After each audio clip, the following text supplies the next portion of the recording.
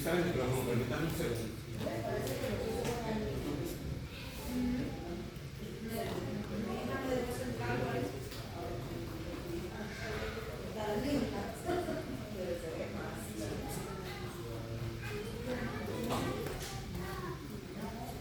Ok, vamos a entrar en la sección 3.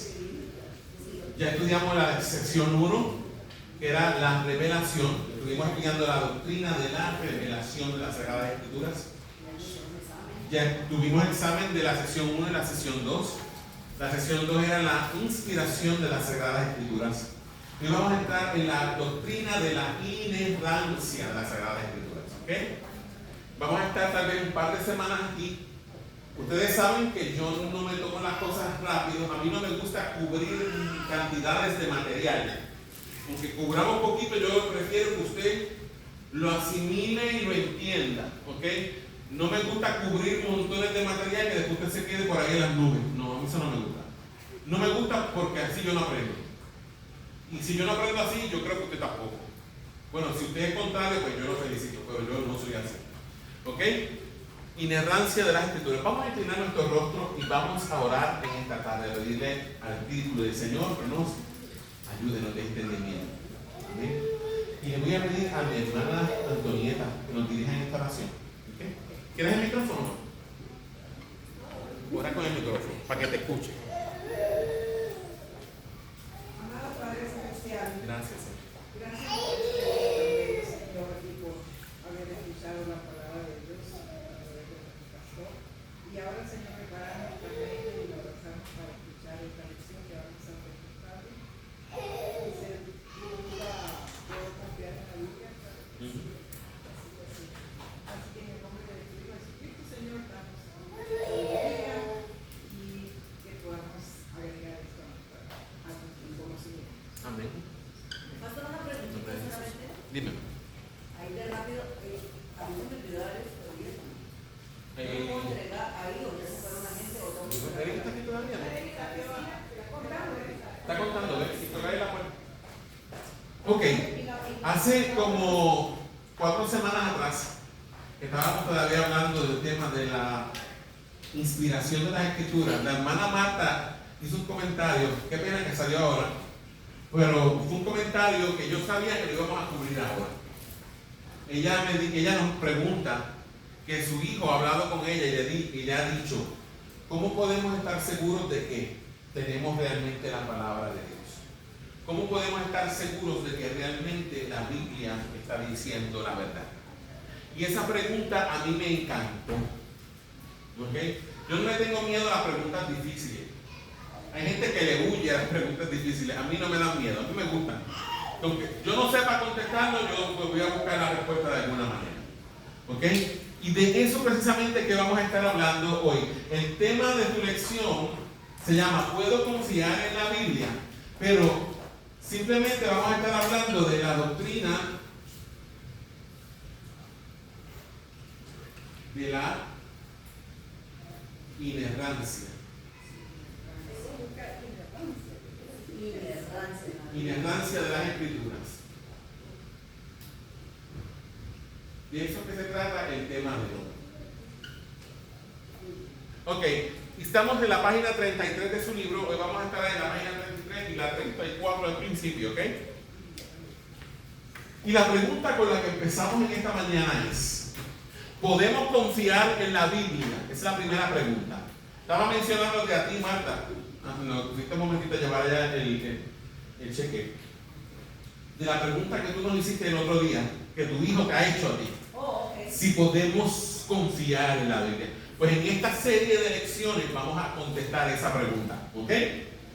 ¿Podemos confiar en la Biblia? Y si podemos confiar en la Biblia, ¿cómo podemos estar seguros de que sus palabras son ciertas? ¿Cómo podemos estar seguros de que la palabra de Dios es cierta? Eso está en la página 33. Si la Biblia fue escrita por seres humanos, ¿cómo nosotros podemos estar seguros de que esos seres humanos realmente no nos transmitieron sus propias ideas en vez de la palabra de Dios? ¿Cuántos de ustedes se han hecho esa pregunta alguna vez? Sin miedo. A ti te la han hecho. ¿Y cuántos de ustedes mismos se la han hecho?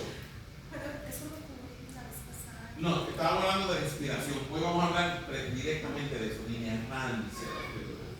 Ok, tal vez se tocó, pero se tocó someramente, por encimita. Ahora sí vamos a entrar un poquito más profundo. ¿Ok? Algo. Ajá, dime.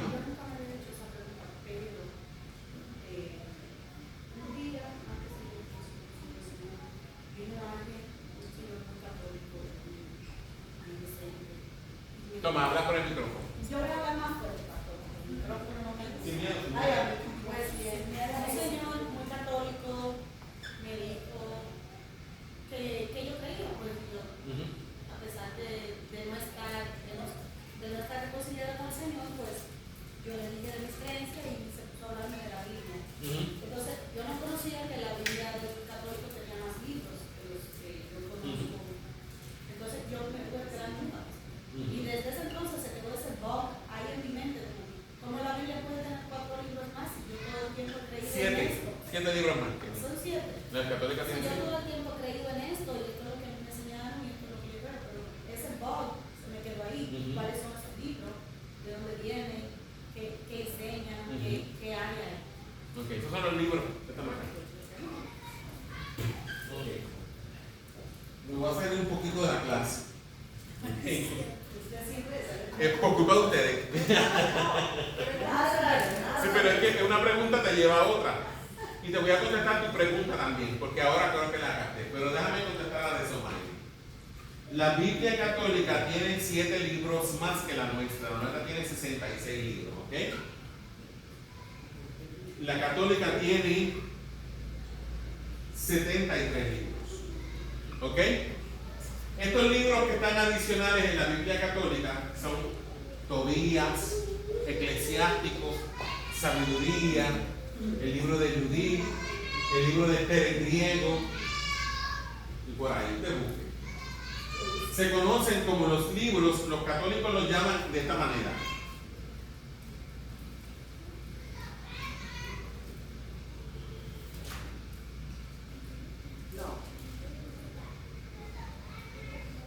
Los libros deuterocanónicos.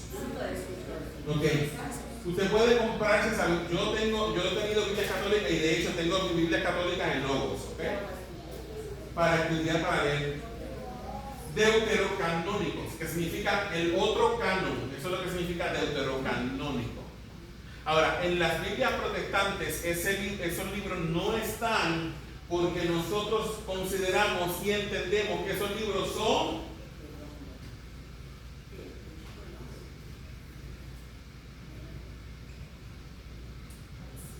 apócrifos. ¿Y qué significa apócrifo? Qué bueno que estás emprendiendo, qué bueno que hiciste la pregunta. Apunta eso para que se te vaya grabando.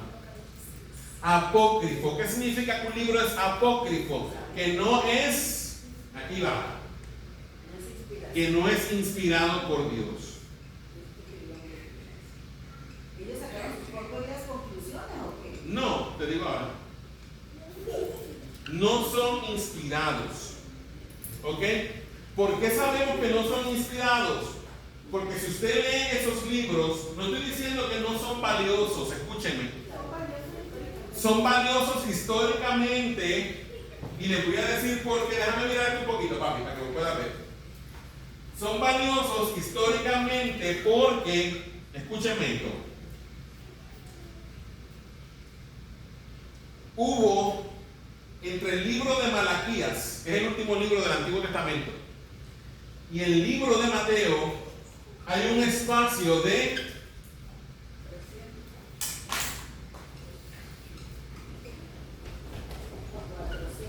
400 años que se conocen como los 400 años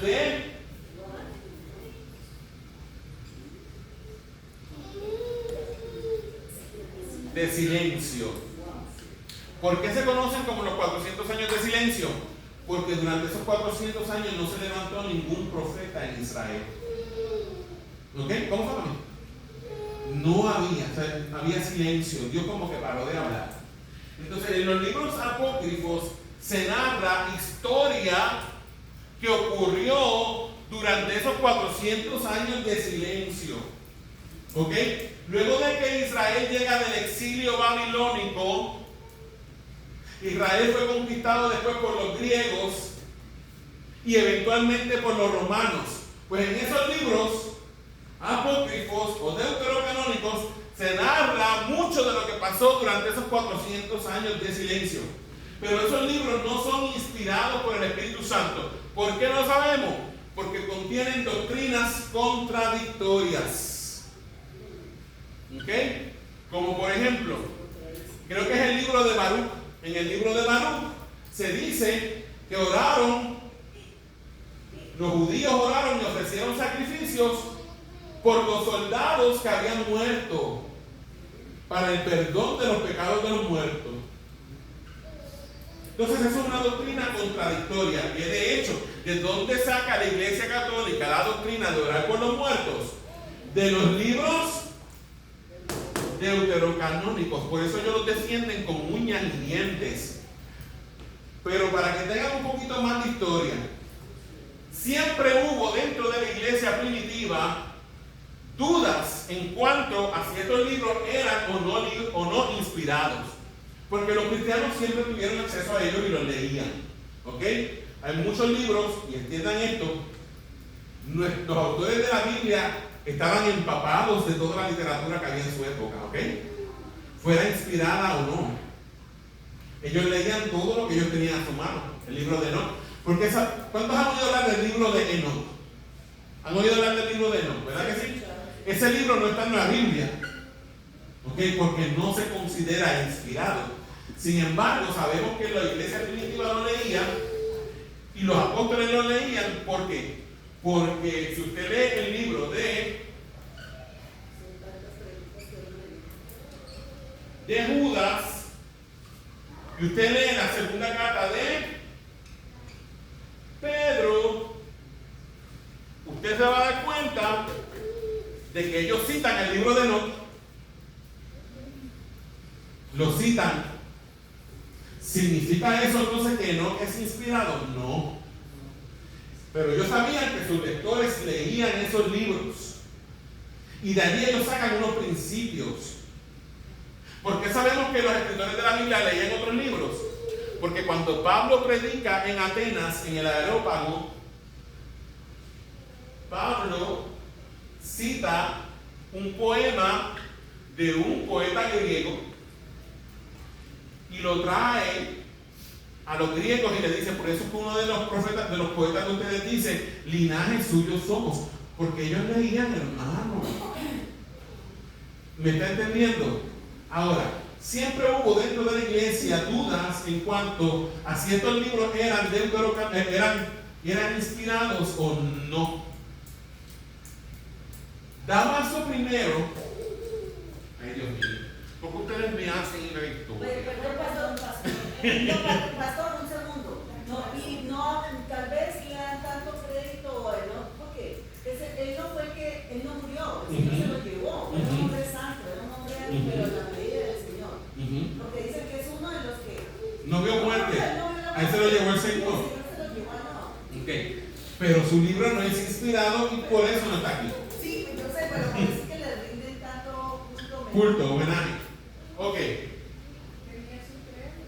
Les voy a decir, escuchen esto porque estos me están sacando de la ley. Por eso es que yo no termino las clases por culpa de ustedes.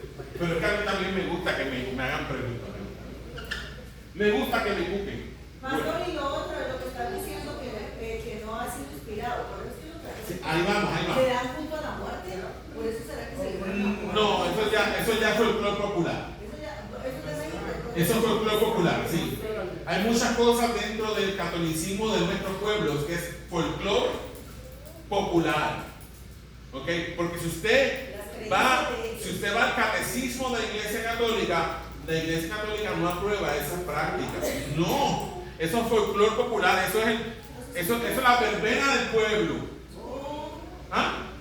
De México y Latinoamérica. Porque no, pero tengo que decirle a una amiga mía mexicana que siempre celebra eso de la muerte. Claro. Y que porque es muy católica. Dice. Ustedes ven por qué me sacan, me la llevo hablando de una cosa, la tengo que hablarle de otra. Pero déjame ponerle esta palabra aquí. Pero nos instruye, pastor. Sí, Sí, yo voy a tener que dar esta clase 3 horas. Como ayer que le di 3 horas. Son buenas. Mira, ok, Martica, acá, cariño.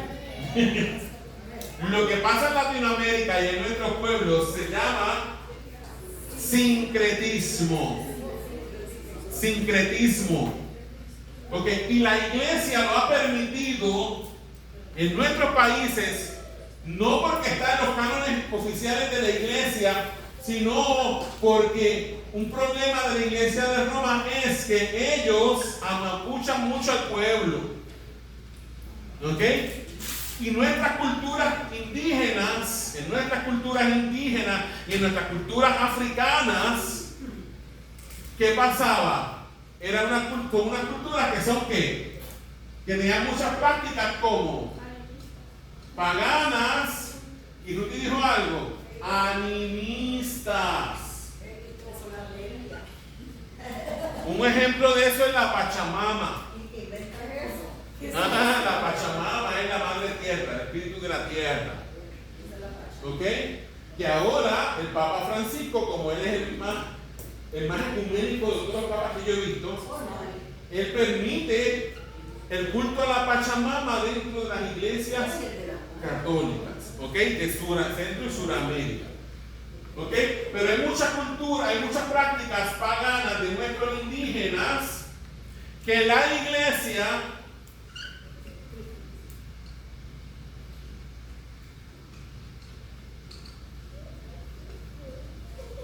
cristianizó. ¿Para qué? ¿Para qué la cristianizó?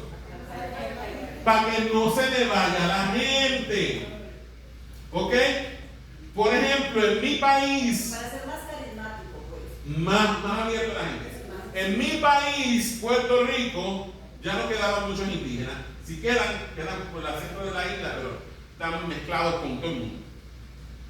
Pero sí tenemos mucha influencia africana. ¿Ok?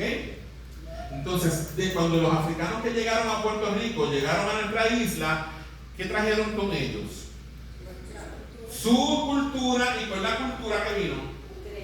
Su creencia. ¿Y qué son las creencias? Su religión. ¿Ok? Los africanos creen en muchas deidades. Entre ellas se encuentra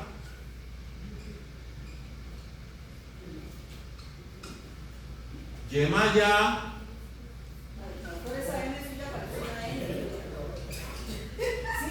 Changó. ¿Han oído esos nombres?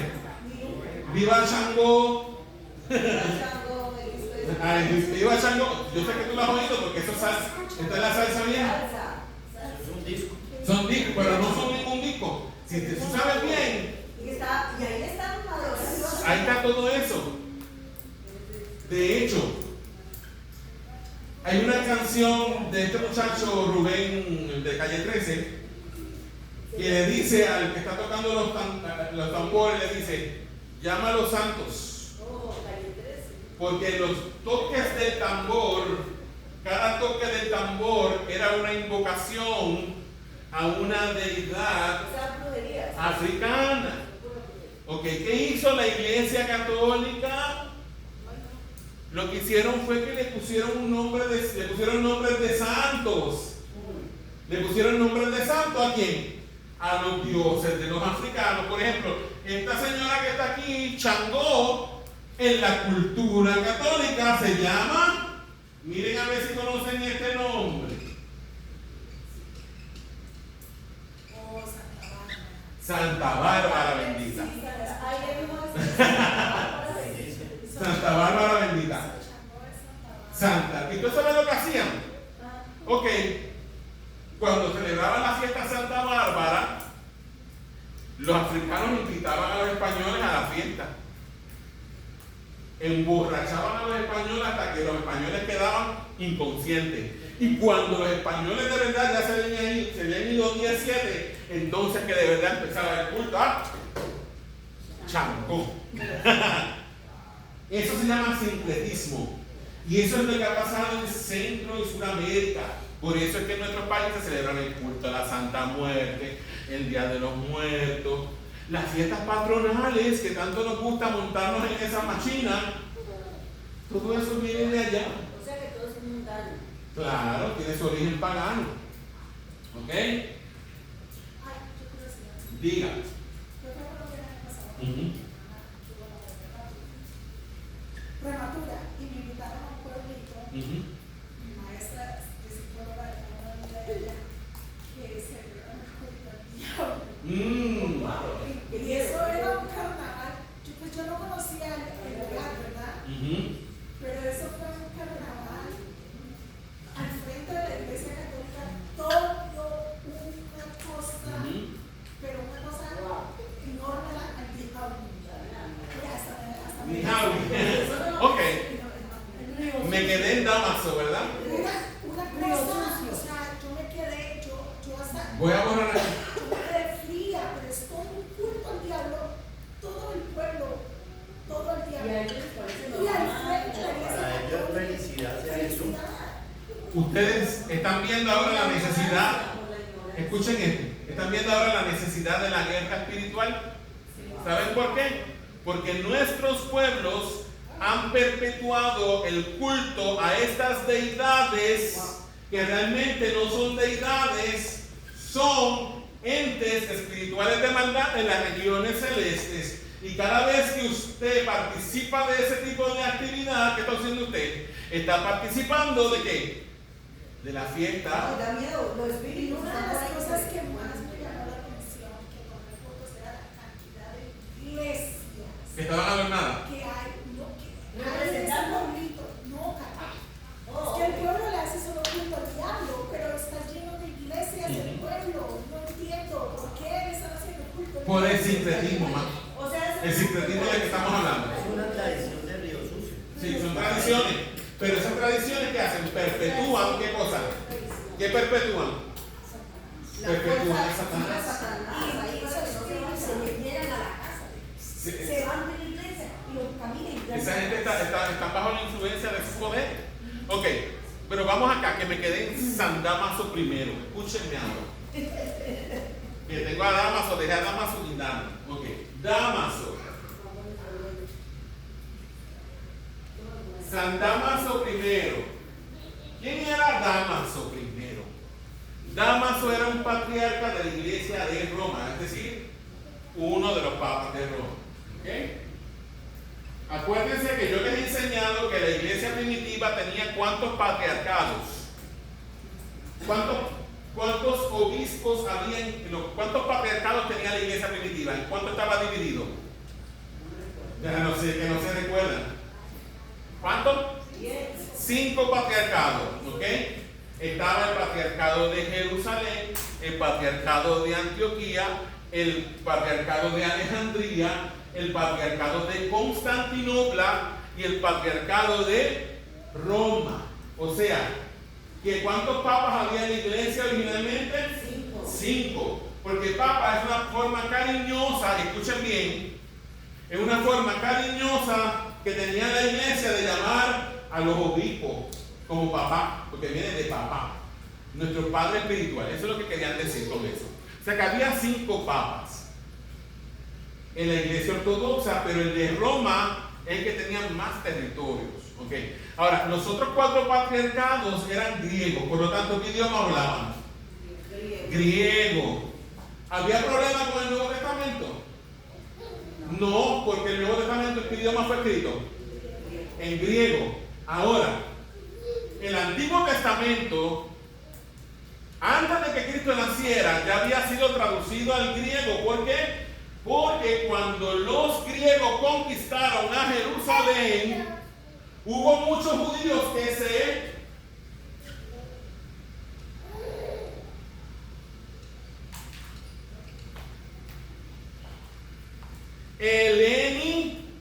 helenizaron. ¿Y qué rayo está? ¿Qué es eso de que se helenizaron?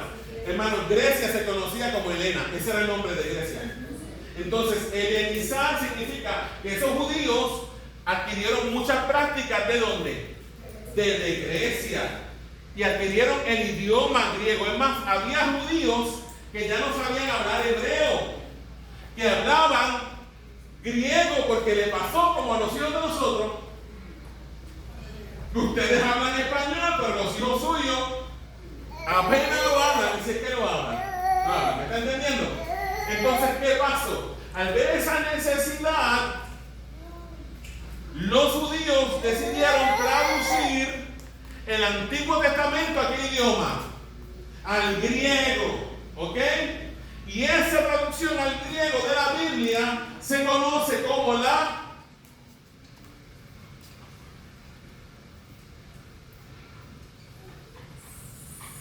Septuaginta. ¿Y por qué se llama la Septuaginta?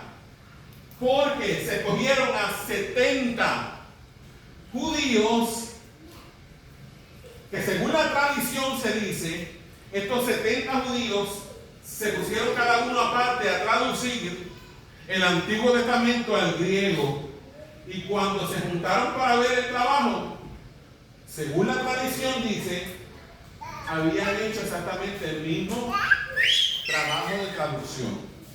Por eso se llama la Septuaginta, porque Septua viene de 70, o la versión de los 70. Esa es la otra manera de llamar a la Septuaginta. ¿Están perdidos en el espacio? ¿O están interesados en la clase? La versión de los 50, 60, 70. La versión de los 70, o la Septuaginta. ¿Ok?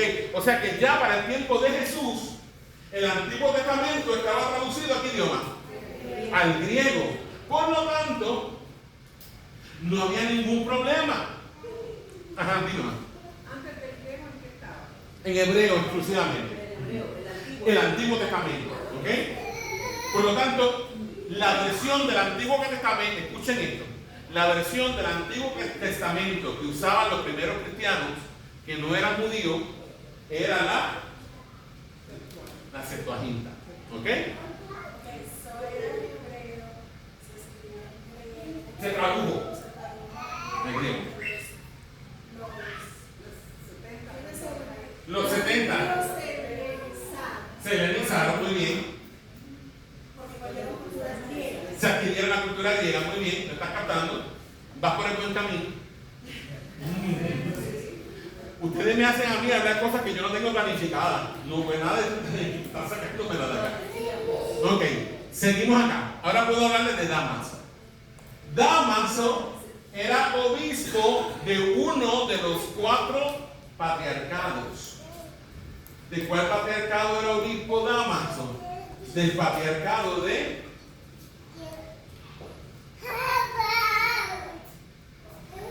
Roma. Ahora yo les voy a preguntar algo. Los que saben de historia, ¿qué idioma se hablaba en Roma? ¿Los romanos hablaban griego o hablaban latín? Latín. ¿Ok? ¿Están hasta aquí conmigo? Entonces, el Papa Dámaso le dio la orden a un monje llamado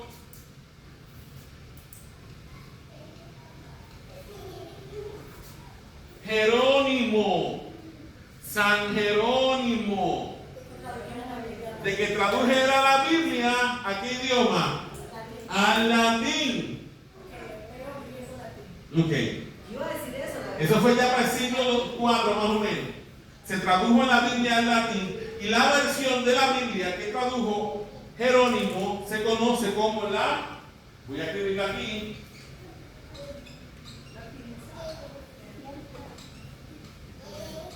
bueno, y eso es un proceso, digamos, qué sé yo, o sea, estaba lo último en todos los idiomas. sí. Entonces, Vamos por parte, La Vulgata Latina, así se conocía. Vulgata porque se tradujo al latín vulgar, que era el que hablaba el pueblo. Okay, al latín del pueblo. Era como una versión popular del latín. Por eso se llama Vulgata, porque era vulgar, era el latín que hablaba el pueblo. No el latín que se hablaba en el Senado.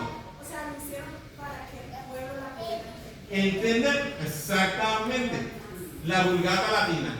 Ok, ¿qué pasa? Que Dámaso, Jerónimo al principio no quería traducir los 7 libros apócrifos. No quería. Porque para Jerónimo no eran inspirados. ¿Por qué? ¿Por qué Jerónimo sabía que no eran inspirados? Porque ya los judíos se habían encargado de cerrar el canon hace mucho tiempo. ¿Y lo habían cerrado con qué libro? ¿Con cuál? ¿Cuál es el último libro del Antiguo Testamento que usted tiene en su Biblia?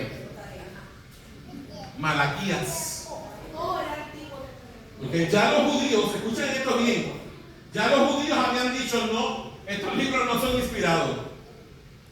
Tienen un valor histórico, pero no son inspirados. Punto. Se acabó. Y ellos ¿qué hicieron? Cerraron el canon con Malaquías, con los 29 libros que usted tiene en su Biblia. Pero Dámaso le dijo a Jerónimo, no, tradúceme también los otros 7.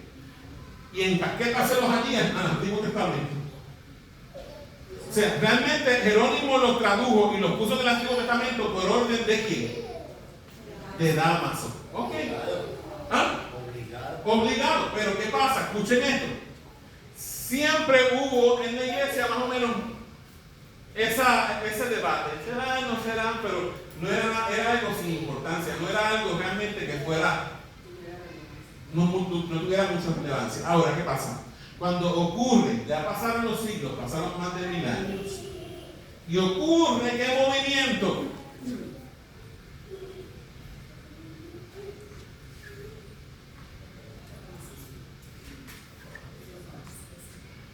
Vamos aquí.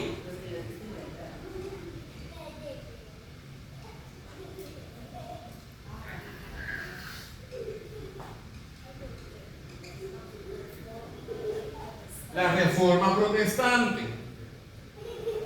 Dime. Ya Atanasio ya dado indicios De eso. porque Atanasio ya le ha dado recomendaciones del canon. Del canon. Y si usted lee a muchos de los padres antiguos de la iglesia, ellos decían que los libros que estaban inspirados del Antiguo Testamento son los 39 que usted tiene en su Biblia. ¿Ok? Gracias por ese detalle. Cuando llega la Reforma Protestante, una de las cosas que hizo la Reforma, antes de eso, un poquito antes, la Vulgata fue la Biblia oficial de la Iglesia Católica, en latín. Ahora, yo les tengo una noticia. Ninguno de los padres de la Iglesia de Roma hablaba griego. ¿Ok? Ellos hablaban latín. Y en la Vulgata, en la traducción, hay muchos errores. De la Vulgata hay muchos errores de palabras. Y por esos pequeños errores de palabras, la Iglesia Católica introdujo dentro de sus doctrinas muchas doctrinas falsas, como la doctrina de imponerle a los fieles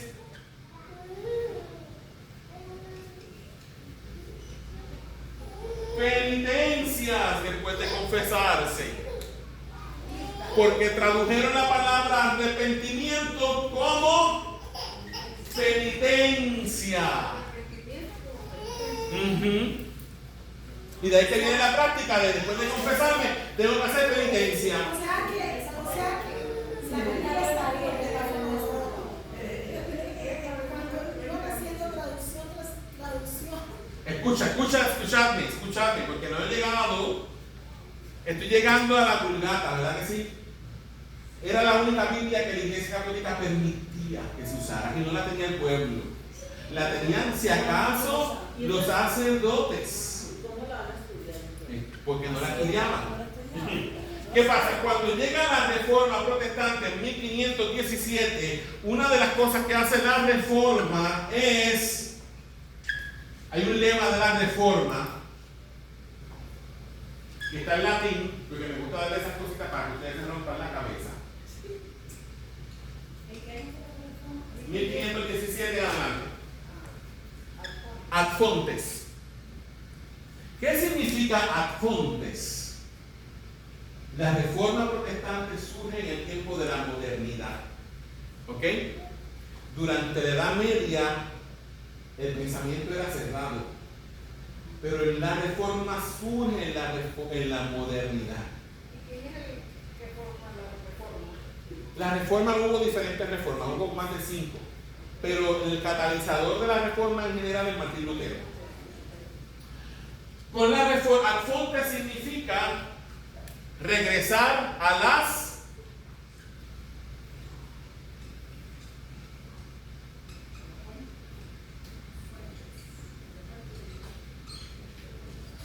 las fuentes originales. ¿Qué quiere decir eso? Que los protestantes dejaron de usar la Vulgata como ser la fuente de su doctrina y decidieron volver ¿a dónde? Al hebreo, al griego y al arameo. Sí, pero sí lo he dicho muchas veces. Lo he dicho, vete, no tengo testigo. Ok. Al volver al griego original, por ejemplo, los traductores que se encargan de traducir la Biblia a los idiomas de los pueblos donde llega la reforma, descubrieron que la palabra arrepentimiento en el griego no era penitencia, estoy dando el ejemplo, sino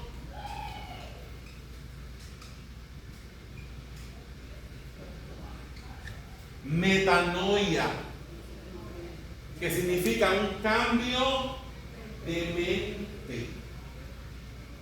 O sea que yo pagué muchas penitencias Innecesariamente, cariño. el padre se me mataba a decir como 10 Ave María. Está viendo, porque ustedes me sacan siempre de la iglesia católica. Ustedes son malos, ustedes me juzgan. Pero todo viene. Es que viene. Ok. Entonces la reforma regresa a las fuentes originales. Ok, ¿qué sucede? Para cerrar ya con esto, y no me dejaron entrar en la inspiración, pero en la ignorancia. Ok, cuando Damaso, cuando ocurre la reforma protestante, Martín Lutero, que fue el que tradujo la Biblia al alemán, él tuvo conflicto incluso con libros del Nuevo Testamento. Él tenía un conflicto terrible con Santiago. Martín Lutero llegó a pensar que Santiago era un libro que lo que tenía era pura paja, pero no tuvo el valor de eliminarlo del Nuevo Testamento, no tuvo el valor. Y lo dejó. ¿Por qué él pensaba así? Porque acuérdense que Lutero es el primero en redescubrir la doctrina de la justificación por la fe. Y él tenía conflicto porque pensaba, pero si somos justificados por la fe, ¿por qué Santiago dice que somos justificados por las obras? Y él tenía un conflicto, un choque. Y para él, Santiago no era inspirado, pero no tuvo el valor de sacarlo de la Biblia. Lo dejó en la Biblia. ¿Por qué? Porque tenía el respaldo de la historia, de que toda la iglesia había aceptado Santiago como parte de los libros canónicos. ¿Okay? Así que no lo tocó, lo dejó allí. Pero sí eliminaron de la Biblia, ¿cuáles? Los 7 libros apócrifos. ¿Por qué? Porque ni siquiera los judíos lo tenían incluido, ¿dónde? En su canon. Y recuérdense, ¿de dónde nace el cristianismo? ¿De dónde nace? De los judíos, del judaísmo. Nosotros nacimos dentro del judaísmo. ¿Ok? Entonces, el original, entonces ¿qué pasa? Si los judíos ya habían cerrado el canon con 39 libros, como aparece en letras de aquí, entonces hacemos bien en seguir ¿qué? Lo que los judíos ya habían establecido. ¿Por qué? Porque esa fue la Biblia que estudiaron nuestros padres espirituales, los apóstoles. ¿Me entienden? Pero ¿qué pasa? Aquí es que viene el asunto. Cuando la reforma empieza a expandirse en Europa como pólvora, porque gracias a la imprenta. Les voy a decir algo, si la imprenta no hubiera aparecido, todavía estuviéramos en la Edad Media. Pero gracias a la imprenta, todo el material de los reformadores comenzó a ser traducido a los idiomas y se esparció por Europa como bomba. Y eso volvió a la gente loca. Dijeron, venga acá, esto nos ha liberado de nosotros del yugo de Roma. Porque Roma tenía control sobre los reyes. Roma era la que ponía reyes y quitaba reyes. ¿Ok? Roma imponía impuestos a la gente. Le cobraban por los sacramentos. Le cobraban por darle la Santa Cena. Le cobraban por el sacramento de la penitencia. Todo se lo cobraba. Entonces, ¿qué pasa? La reforma le abrió los ojos a la gente porque ya no estaban viendo la religión a través del lente que Roma les había impuesto. Ahora estaban viendo la religión por sus propios ojos a través de la Escritura. ¿Me está entendiendo? Ok, aquí es que viene la cosa. ¿Qué ustedes creen que pasó en Roma cuando Roma vio que estaba perdiendo poder en Europa? ¿Ellos se quedaron con los brazos cruzados? No se quedaron con los brazos cruzados. Y comenzó un movimiento que se conoce como, voy a escribir aquí, y hoy no toqué nada de ignorancia, gracias.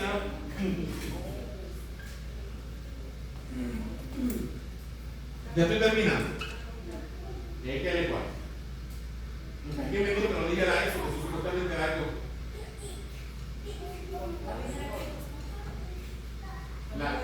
Hay que leer cuál. La contrarreforma.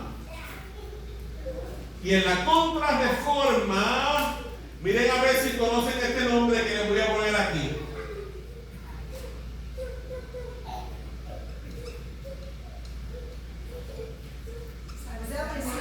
Primero la reforma protestante y después la contrarreforma. Este nombre es familiar. San Ignacio de Loyola, ¿le suena? Yo nunca he escuchado eso.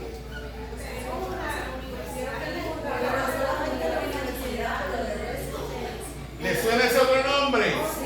Los jesuitas, ¿verdad? Que también se conocen como la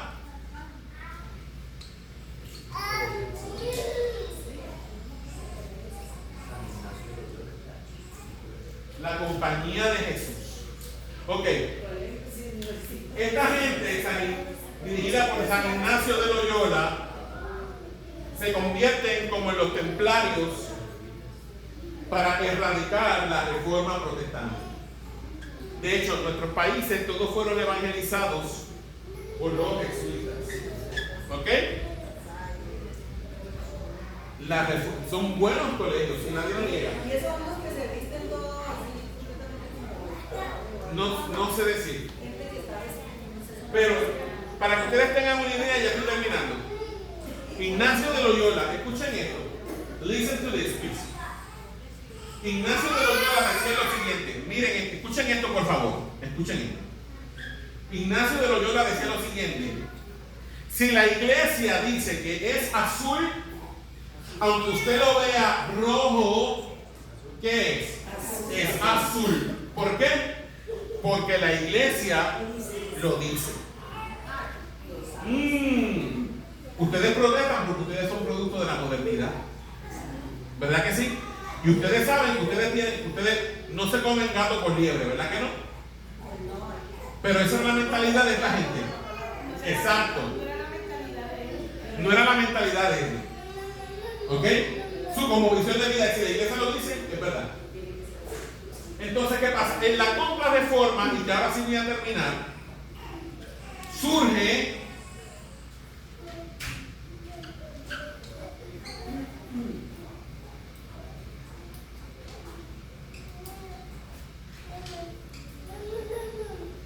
¿qué dice ahí? El Concilio de Trento. El Concilio de Trento es el concilio definitivo donde la Iglesia de Roma añade los 7 libros apócrifos como inspirados al Nuevo Testamento, pero lo hacen como una manera de ¿qué? De atacar a quién, a la reforma, porque la reforma había eliminado los 7 libros definitivamente. Y ellos dicen, si usted lee el Concilio de Trento, dice que el que no acepta los 7 libros deuterocanónicos es anatema, es maldito. ¿Ok? Por lo tanto, nosotros para ellos somos malditos. ¿Está hasta aquí? No me dejaron hablar de la inerrancia porque me llevaron por la historia. Sí, iba a decir, yo no estoy nada en el libro. No, que no lo vas a encontrar en el libro. Esta parte no lo voy a Porque yo empecé a hablar del libro, pero la semana que viene. Para poder continuar con lo suyo, tenemos que ver esto. Exacto. Es parte de la Biblia. Ok, entonces, exactamente. Ustedes ven por qué yo no me apresuro en cubrir material, porque surgen estas preguntas. Y si yo puedo contestárselas dentro de mi capacidad, yo se las respondo. ¿Ok? Para poder seguir entonces con qué? Con lo otro. Ahora que tienen esta base, ¿entienden un poquito más? ¿Les sirvió de algo esta clase de hoy? Ok, pues vamos a orar entonces. Y le voy a pedir, Amar, Martita, les pido una oración.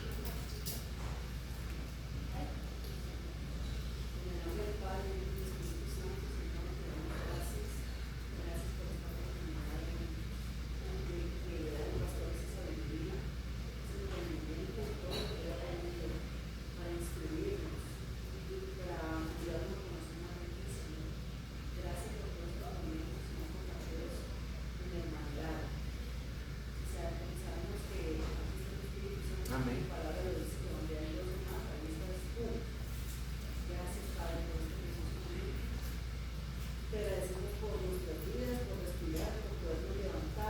Amén, Señor. Por poder compartir entre hermanos tu palabra. Y en este momento nos dirigimos a nuestras casas, pedimos no te parte de nosotros, de nuestras vidas, de nuestra familia, en el nombre de Jesús. Amén. Que el Señor los bendiga. Nos vemos la semana que viene. ¿Ok? Gracias.